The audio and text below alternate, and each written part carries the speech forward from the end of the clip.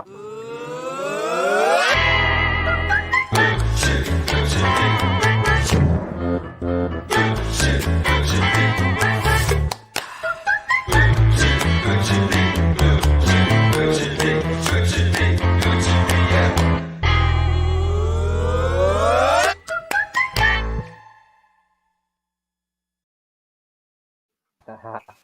you go, Paul, if you're listening. I've managed to press the buttons properly this week. I don't know what overlay we're going to use, though. Anyway, welcome to the pub chat after what was a very, very exciting, nerve-jangling, top of the performance from the Arsenal in an absolutely tremendous game, which somehow miraculously finished 0-0. I've no idea how it finished 0-0. Anyway, joining me this evening is Mark. Hello, Mark. What you drinking? I'm not drinking alcohol, mate. I'm being good for January. Although that game may change my mind. And also joining me is Mike. Mike, what you drinking? Nothing, because I'm afraid I'll have to go to the loo halfway through. So, is that all right? Just you.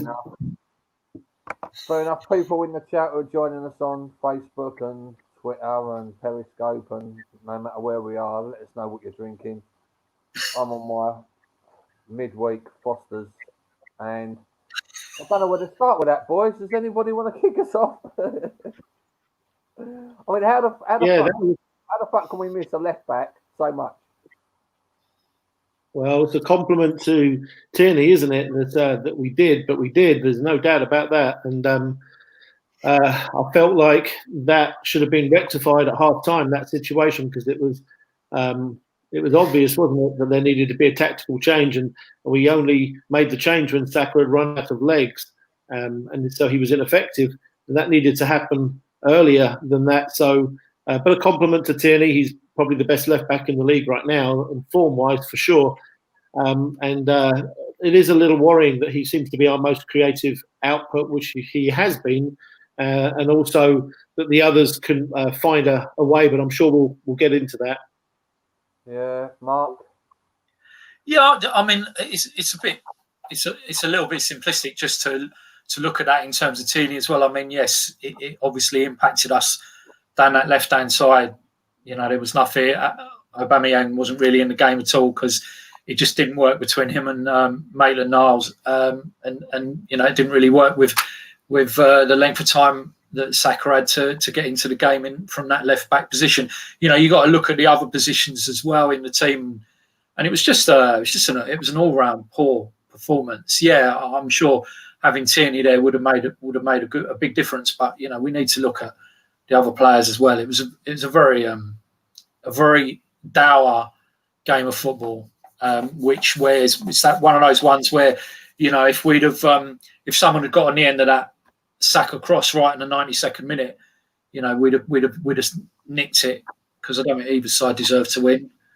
No. I don't think either side deserved the bloody point, to be honest. But there we go. Yeah, no, I'm sitting there, and the longer the second half's going on, I'm thinking to myself, I've seen this too many times. I've seen the away team hit us on the break and nick this 1-0. And the longer it went on, the longer I was fearing that. I mean, did you have that Wenger kind of fear in yourself tonight, Mike? Not so much in the first half. I did, not so much in the second half. The second half was really all Arsenal until the very, very end. And I can't pretend that I wasn't a little nervous, but I didn't really have that thought in this game, no. Yeah, I'll fair one. Right, let's go back and start from the beginning. Mark, starting 11. I mean, obviously there was a surprise that Mari and Tierney both not starting. Obviously, hopefully it's just the short-term muscle strains for the pair of them. But that aside, was you pretty happy with the starting 11? I mean, was there anything else you could have done? I think, you know, if those two changes have been forced upon him, then there's not a great deal more he can do about that. I mean, Mari's been solid, to be fair. So, you know, if he's got a little tight calf and he's had to step out, you know, Luis comes in, you should be able to trust him. He didn't play too badly tonight. He didn't really do much, you know, great work and that going forward with his longer passing. But he was all right at the back bar. That Benner in the first half. So no, I don't think it was a problem. I mean, the thing is, Tierney, the way Tierney plays as well. We're going to have to. We can't be relying on him the entire season. There's going to come a point where certain players like him are going to need a break. And the problem is, I mean, even if we hadn't loaned out Kolasinac, there's no one there that can give us what Tierney does. Even Saka to a certain extent. He's not going to be able to do what Tierney does. So, no, I think you looked at the 11. I know that on Twitter there was a lot of unhappiness about the side and that people were a bit pissed off, but it should still have been enough. Yeah. I mean, Mike, again, like I say, this is a question that you normally ask me. Obviously, besides the two players that seemed like were forced out, was it a shock to see Maitland Knowles start as left back? No, not at all. I mean, I think he should have started a whole lot more. Of course, he had probably his worst game for Arsenal, but you can't predict that. But he's been stellar. In fact, I've lauded him many times for the fact that he has been stellar without a run of games. He always seems to step in and normally in a bigger game he shuts players down and has a really good game. Offensively, he normally plays a whole lot better than that, but it just went from bad to worse for him. So, I think that's just a blip for him. I don't think he's not an option at left back all of a sudden because he had one bad game. The world is always wanting everything to be brilliant or rubbish, aren't they? So the truth is that he is neither of those two things. And as a left back, which isn't his main position, he'll be fine, but he just needs to probably shake the rust off and play again. But the rest of it wasn't really, as Mark said, not a whole lot we could do. We picked the best team that was probably available. The only other thing that was contentious was Luiz instead of Gabriel, but I don't think that changed this particular game. I think that the story of the game was probably in the coaches and what they did or didn't do, and in the players. I just feel like they played the first half of the season, and today they went back to playing this game of no risk, as if there's a crowd there on their back and they're afraid when the ball comes to them to turn and to go forward and take a risk and take somebody on. But there's no crowd, and so I don't get it. I feel like it has to be an obsession perhaps from the coach with passing possession statistics. I say it a lot, that the players are just deathly afraid to give the ball away, so they won't try and take a risk, and so the whole game went by without the magic, And there's players out there who have a little bit of magic, but they just weren't willing to do it. It's far rather just pass the buck. So it's just infuriating. I mean, looking at the first half, and like I say, sorry, that's why I was going to jump in on you there, Mike. Sorry, Mike Bullock, by the way, he's drinking Thatcher's Gold, which I believe is that some kind of cider? Anyway, first half, I just thought there was a lot of passes where we were a metre away. There was a metre or half a metre short or too long, and some were too behind, and I just wasn't getting the first half passing. We was trying to be crisp, but there was just a complete lack of accuracy, I felt. And we did have a good opening 10-15 minutes. I thought we looked half decent in the first 10-15 minutes, Mark. But, I mean, it just went downhill from there, didn't it, really? Yeah, I'd agree with that. I thought first 20, I thought we started a little bit slowly, but then picked it up. And I thought the first 20, we were trying to actually get forward quicker, move the ball quicker, take less touches than we did once the game got longer, And I thought, bar the fact that it seemed to be some very poor passing that was letting us down and breaking up those moves, we were looking all right. But for some reason then, around about the 20th minute, once that wasn't working, they really seemed to go back into their shell a bit. And I think it's exactly what Mike says. The times then you watch them and you can see a forward pass. Now, I know we can see a lot more because we're watching it on the telly, and sometimes the players can't see that. I mean, the decent players can, but that's another point. But, you can see the pass, and it's not, we're not talking eye of the needle passes. We're just talking a forward pass. And yet they don't make them. And I think there are certain players that are far more guilty of it than others. And they're some of the more established players. Maybe the kids have come in and made a difference because they play with a little bit more freedom. But Yeah, I mean, Mike, that's a really good point that Mike makes. That you sort of think, well, that's what you'd expect off them playing really safe if there was a crowd there and it was getting on their back a bit. But it's not. So they should be playing with more freedom, but they're really, really not. So you have to wonder, as Mike has said, is it really down to the coaching? Yeah, it's a tricky one, Mike. I mean, it's like, I mean, I don't want. I mean, it's easy to pull out Xhaka, right? And because I'm a couple of minutes late on my stream, I don't talk a lot to me mates. I don't read any Twitter or anything during the game, or Facebook or anything during the game.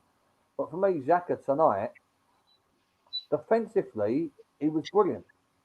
He done everything that you'd actually expect of a defensive midfielder, but his passing was absolutely fucking shocking.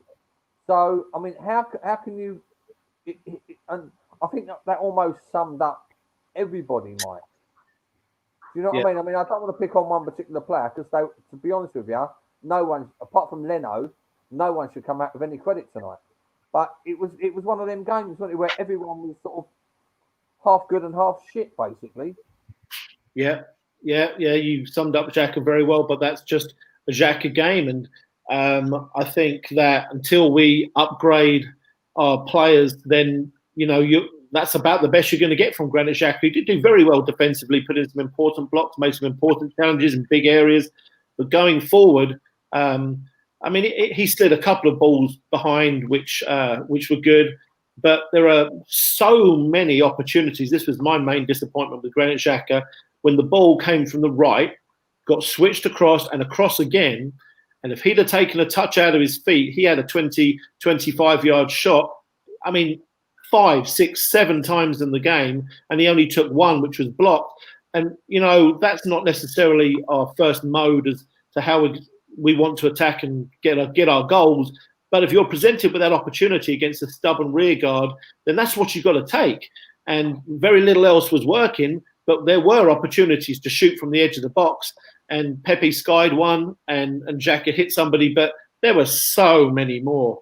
But the game was, to me, Xhaka wasn't the problem. Tobias wasn't the problem today. I thought that they did some things better than they normally do, and certain things rather well, particularly defensively. But I think the problem was in other areas. And unfortunately, for the first time, Smith Rowe, showed some lack of understanding of how to play against that kind of defensive unit, and his positioning never really helped. And he played for the first time in a submissive fashion where he would get it and give it right back to where it came from. And he did that over and over again, and that just summed the whole thing up. And I felt like the energy that our youngsters have been giving us to take chances and take risks had been sapped out of them, almost like, Arteta's had too long on the coaching field to get them to play like everybody else plays, which is this risk-averse football where don't lose possession or I'll shoot shoot one of your toes off and then I'll shoot another one off.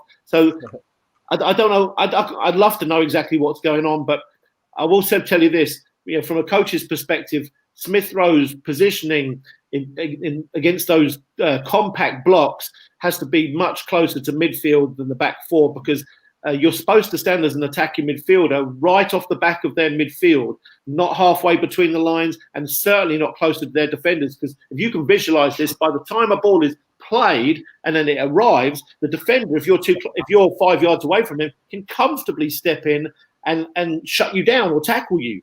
So you've got to be closer to the back of the midfielder so you can get it on turn on the half turn. But think about Smith Rowe in the last game and how many times he would turn and accelerate versus this game. And then this game, he was too high up. And so his positioning was off, and he was probably the key player because he's been the one that's made the connection work in the last games. And he didn't in this game. And I think somebody needed to tell him that little tweak there. Yeah, no, fair one. Mark, I mean, I've highlighted a tweet from Dan Sullivan. Personally, I thought Holding was below par again, getting worse and worse. Positional sense is awful. Blah, blah, blah. Another centre-back signed on the cheek, basically. Like I say, I know, Dan, I'm kind of disagreeing. I didn't think Holding did too bad tonight, did you? I do. Yeah, I don't think he had a bad game. You know, he made a couple of good interceptions.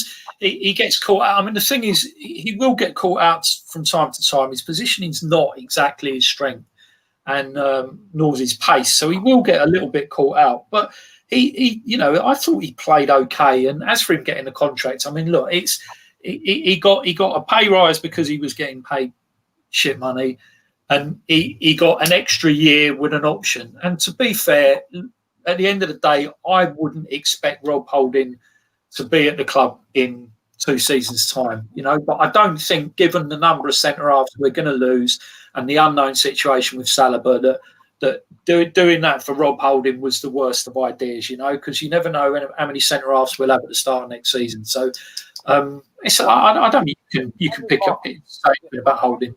How many seasons, Mark, have we lost half of our defence? Or some, I mean, I think there's only a couple of seasons back where we literally lost the whole of our defence.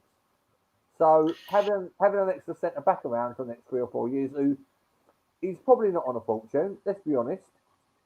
I mean, he's probably, you know, I've not read anything, but I would presume he's on between 50 and 70 grand a week, which it's not a fortune these days in the football world. Do you know what I mean? So it's a good deal, isn't it? Look, yeah, you know, I don't know what the money is. It was rumoured he was on 25 and he got a pay rise up to 50 or something. It's not a great deal of money, but what we have got to ensure is that we don't get too carried away and start thinking that he should be a starting centre half, because I don't believe he's the quality to be a starting centre half. If he was the second choice right back or the fifth choice centre half overall, I haven't got an issue with that. You know, we've got to do better with our centre halves starting next season. So I don't think we can be digging Rob Holding out too much. You know, and particularly I think tonight, you know, he's not really. You know, the header that Benteke got on to hit the bar, he got his run in between Holding and Luiz, and that was a bit weak. But you know, other than that, I don't think tonight's a night to be looking at us defensively. I think offensively was where the problems lie, and Mike's sort of covered most of that off with the fact that we didn't have that. We didn't have Smith Rowe doing what he's done in the last few games. Yeah, no, Phil, Mike, I'm going to hit this back to you because it's unfair you keep talking about defenders and that. Ceballos tonight, I thought he was doing okay. I thought he was looking to turn with the ball.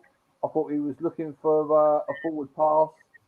I thought his positioning was quite good. It just weren't working for him. I think he was a little bit unlucky to be the one that got pulled out of the centre too. Yeah, hard, because I think to pick between those two who actually played better to me than played better than their average game, whatever that means.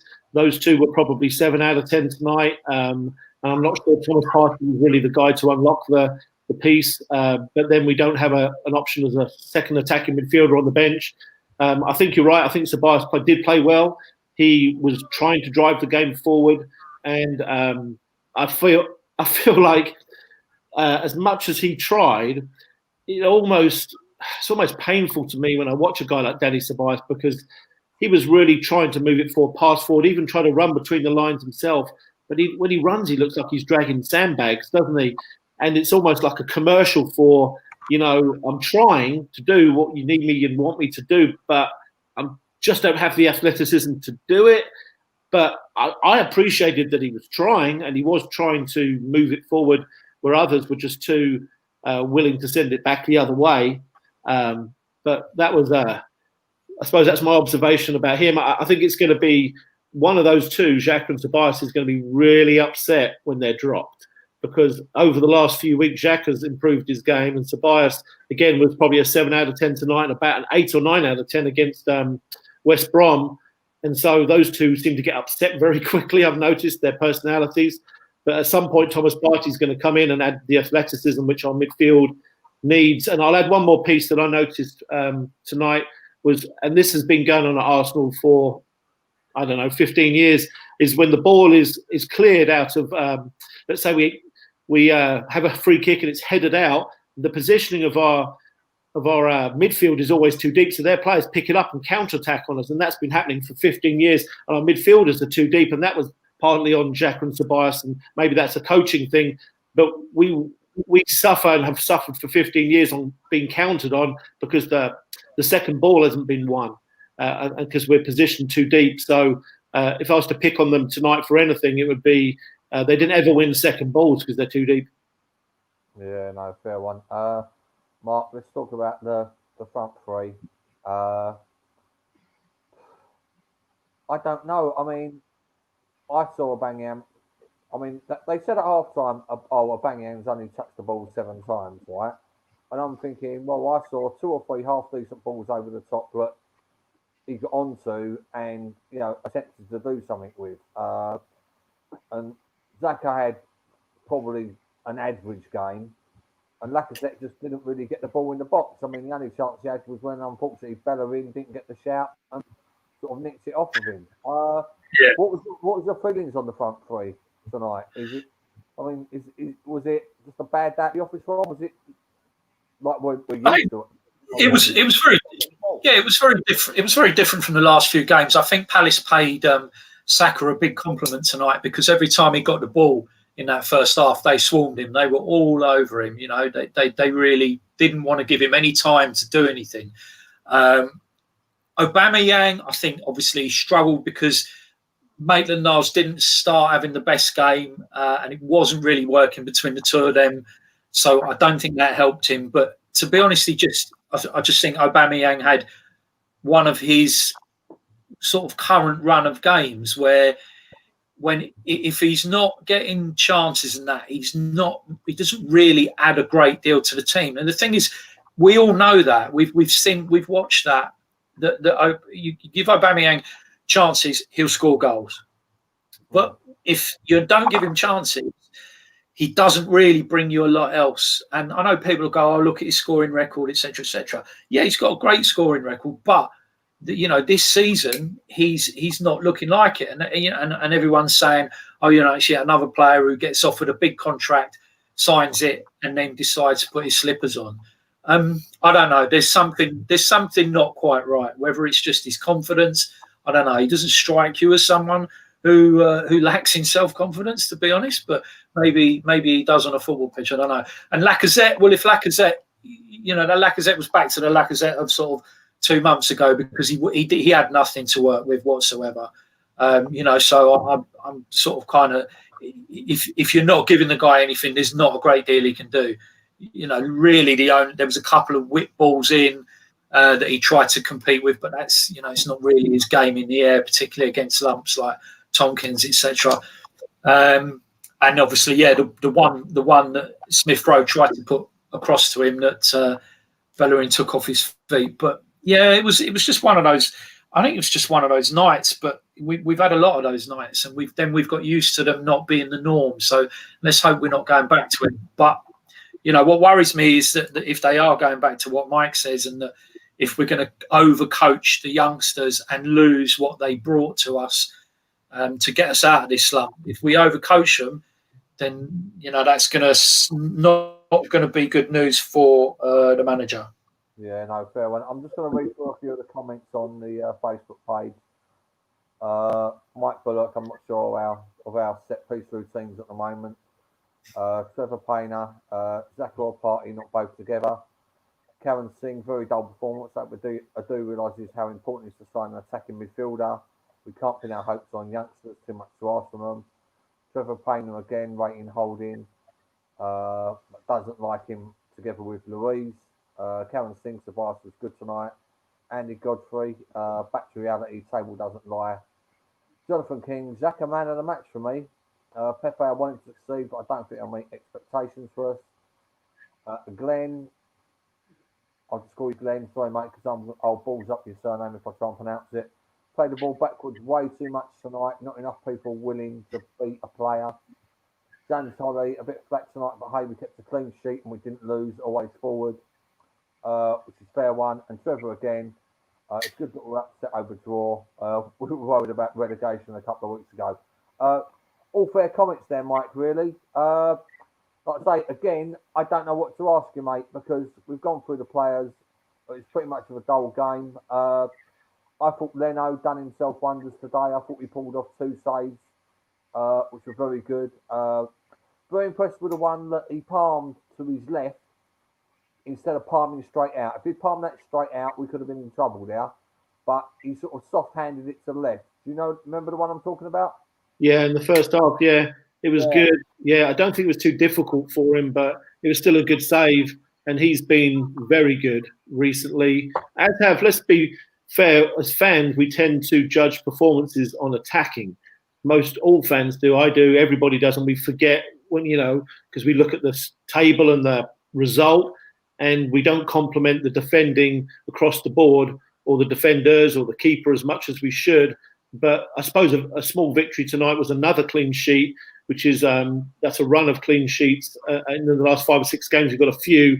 That's good. The defending was good. There were many opportunities where we were one-on-one. Play like Zaha against Holding. So whoever it was that commented earlier that Holding didn't have a good game, I would actually go the other way. I think Holding in the past would have been skinned by Zaha and wasn't tonight.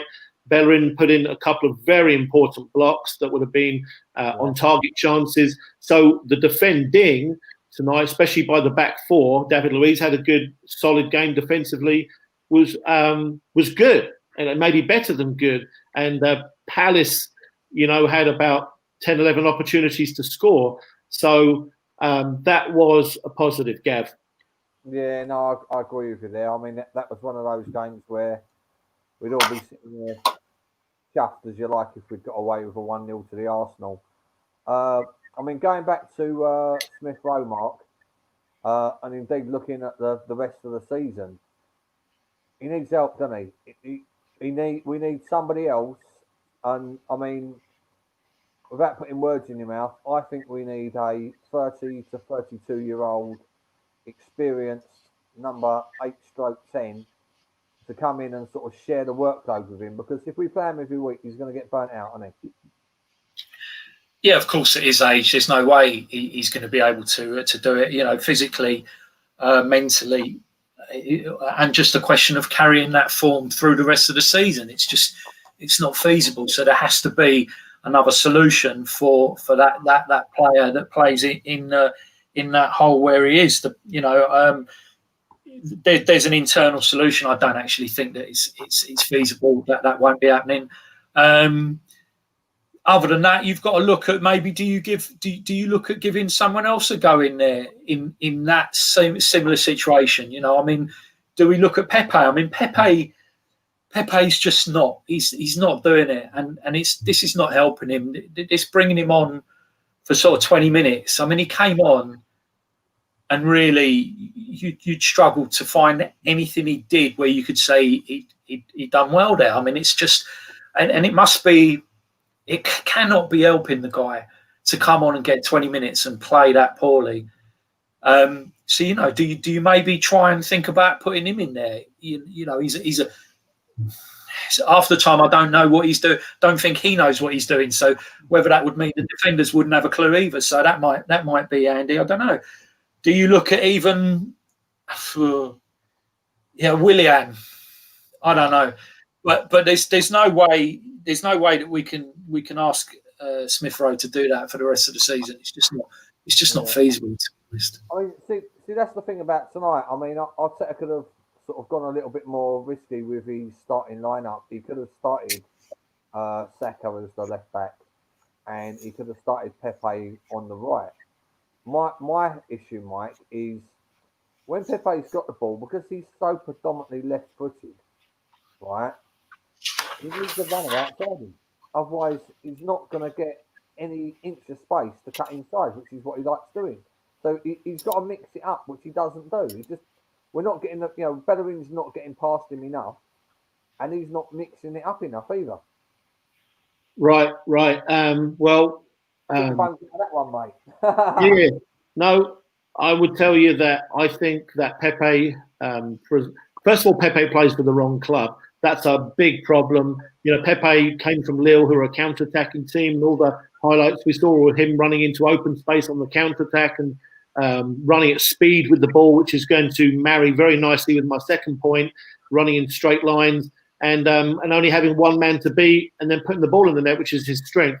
My second point is that if you remember his days at Lille, when he was running at pace into open space, he was a direct runner with the ball. That is his major problem at Arsenal. He does not run at speed with the ball. He gets the ball and slows down. And every split second in the Premier League is important. So you, as a winger, you do need to slow down in order to slow the defender down. But I'm talking about half a second. He slows down for about 2 seconds. So now he's double teamed. And then there's somebody covering behind there. So he's triple teamed. And then he waits. He's reactive. So he waits for the defender to go and lunge. They don't, because all the coaches are obviously saying, don't, just let him have the ball. He's waiting for you, so don't go for the ball because that's his strength too. He will go around you if you lunge. So he needs to learn to be direct with the ball, get it and run at speed and be proactive and not wait for the defenders, because Premier League defenders are better than the defenders in Liga. And so he's struggling. But then the other point with Pepe is positionally he's in the wrong position because he's an inside right and he normally receives the ball outside of the box. But if you were to get him inside the box, 15 yards inside, and teach him to get it, take a touch out of his feet and whip a shot in, or just lay it off for somebody else, you're going to get some kind of version of what Liverpool do with Salah, because Salah plays in the same position, but he doesn't, does he? He plays inside the box.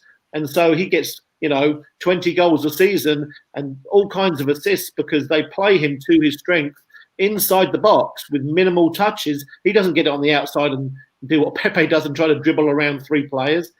But we're not playing him to his strengths, which is, I don't understand that, because that's his position and we could do that because we had played with a high fullback who could take the wing, and Pepe needs to come inside. But that's never happened, so I'm waiting.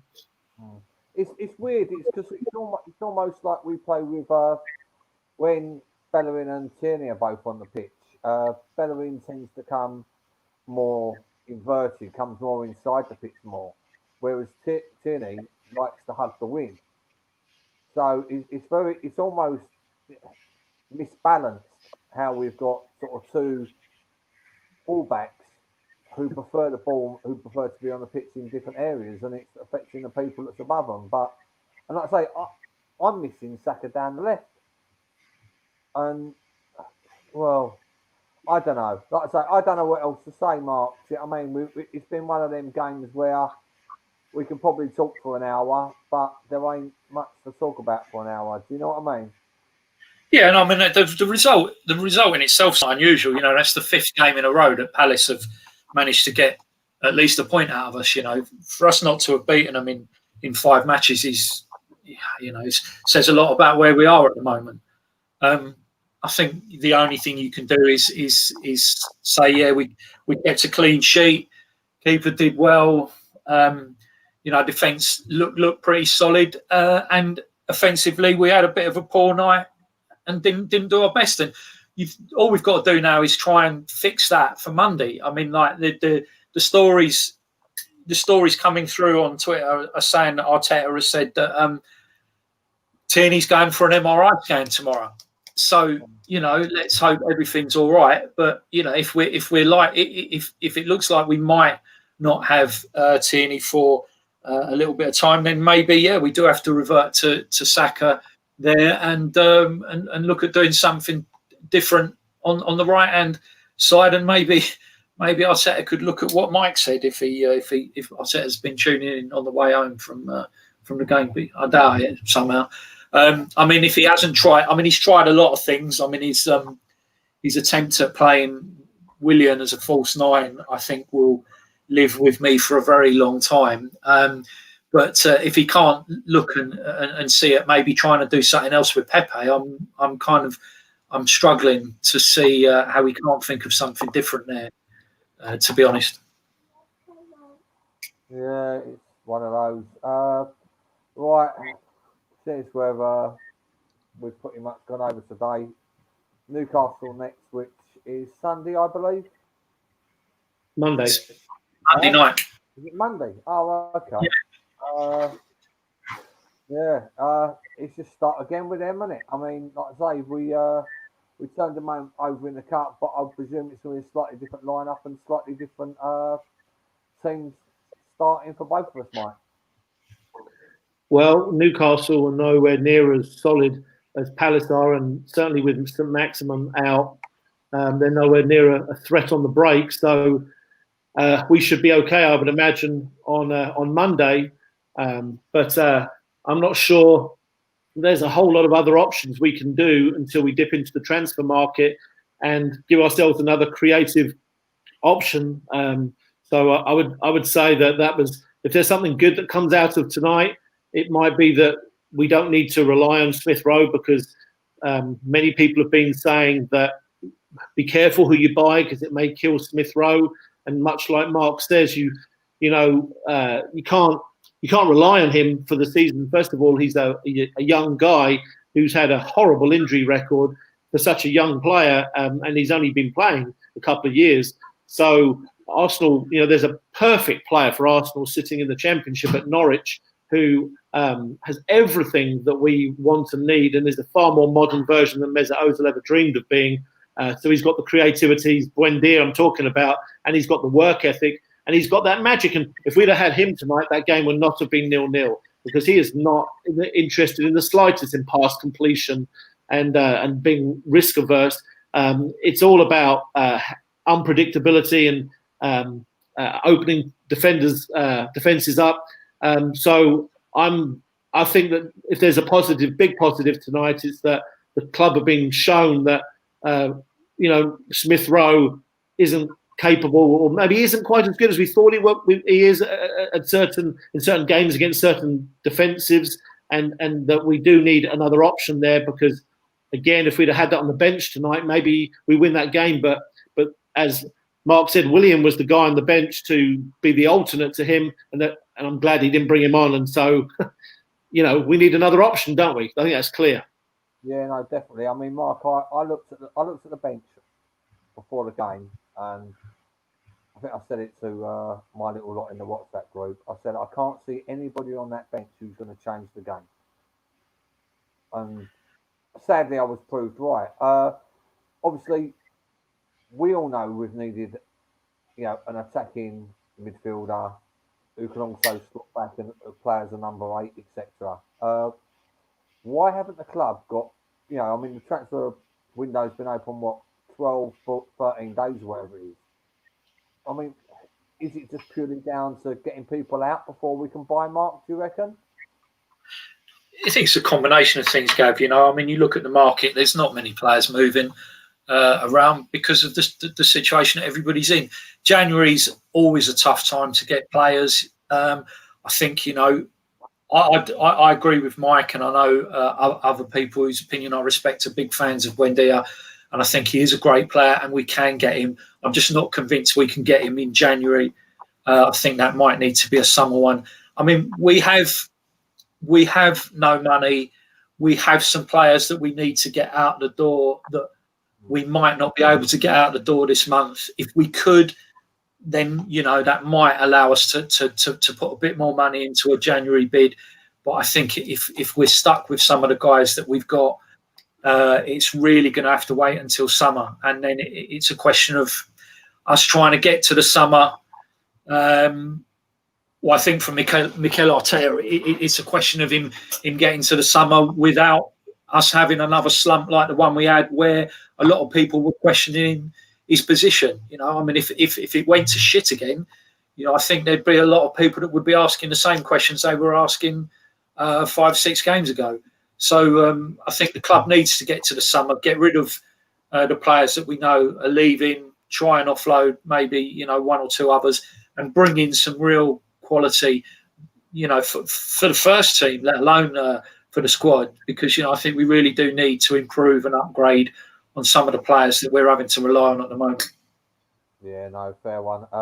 Mike, I know that you spend a lot of time and effort shifting through and doing analysis on players from all positions. Like I say, I know, like I say, your speciality, you're looking for your gems, really. You're looking for players from the lower divisions. You're looking for players from some of the European leagues that ain't in the top clubs.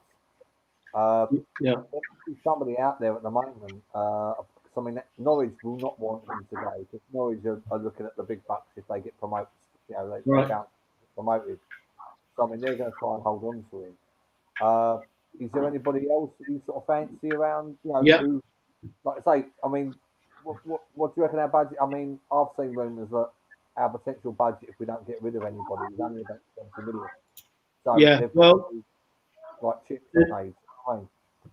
sorry. Yeah, I think that there's quite a few good options that Arsenal actually could utilise, because they've got some players at the club that they need to loan out or potentially sell as make weights and deals or swap deals. So, for example, if we can't afford the 30, 40 million that it costs to buy Buendia, then I can't imagine Norwich City getting a better player to replace him than Reece Nelson.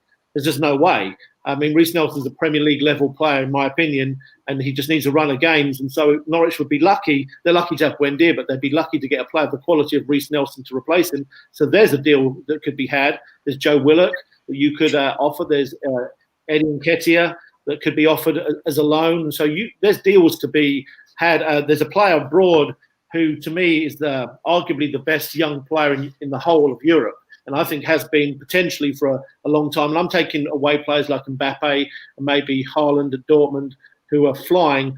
But his name is Martin Odegaard, and he plays for Real Madrid. He was on loan last year at Real Sociedad. And so if you remember Mesut Ozil in his pomp at Real Madrid and probably the first couple of years at Arsenal, that's very similar to what you're seeing in this guy. And he's played, I think they said 7 minutes in the last 6 games. He's not getting off their bench. And they're talking about a loan. So I think, like Mark said, the most likely scenario is a loan. And if you want quality, it's going to be hard to find a more quality than Martin Odegaard offers. And then if you can get him for 4 months and he shines, then you've got a situation where, he might be tempted to ask, hey, I'd like to stay. And so therefore you've got this guy who's, I think he's 21, 22, perfect age profile, who can come in and be an option for you. And then the third guy I would talk about is a player in the Championship as well, called Michael Olise. He's a French player, plays at Reading. Another wonderful player, plays all the way across the front line behind the striker. And so I encourage people to go into YouTube and look up Michael Olise from Reading. And so he's younger. I think he's about 19. So he wouldn't get in Smith Rowe's way necessarily, because I'm afraid if you bring a player in like Isco, somebody who's a senior player, who's going to want to start every week, then that's going to really crunch Smith Rowe's development. But if you bring in a player that's of a similar level to Smith Rowe, then they can just compete, best man wins, and we've got an option there. So there's a few names for you. Yeah, no, fair one. I mean, Mark, to end this, that we will do in a couple of minutes, mate, to go on the positive. We've got Martinelli coming back. Should be a big boost. But again, it's where does he fit in? To be honest, mate, I'd stick him on the left and put Aubameyang on the bench, because I don't rate Aubameyang as a captain. I know people don't look at the armband and think it's got the same importance that it had maybe 20, 30 years ago, but I still think you need a captain that inspires you, and that's not happening at the moment. He's out of form. I think he just needs, give him a bit of a break and just stick Martinelli out on the left and give him the run there, because I think at least then you'll get something. And I think if please God, Tierney's okay, Tierney and Martinelli would just give you so much dynamism down that left. So that's where I'd stick him. Yeah, no, fair one. I mean, like I say, I'm literally thinking we've got 3 players who I want to see down the left at the same time, and unfortunately, one of them's the captain, and he's not necessarily the best option all the time. Anyway, boys, I think we should wrap it up. Thank you very much for joining us, Mark. Yeah, pleasure, Dad. Thank you very much, mate. Thank you very much for joining us, Mike. I believe you're on the next one as well. Yeah, absolutely. Thanks very much, Gav. No problems. And I'm going to try and press the buttons in a very, very nice way so that Paul doesn't have a go at me when he tries to chuck this on the YouTube for people watching this later. Anyway, it was a drab 0-0. But I've had a good chat with 2 good mates up the Arsenal. Press the bloody button, will you? Oh, come on, what are you doing? You know what I bought for Christmas? I should have asked Santa for a new laptop. I really should have done. And if I win the lottery on Saturday, the first thing I'm going to do is buy a laptop. Anyway, up the Arsenal. Come on, you can do it. You can do it. Press the button. Press the button.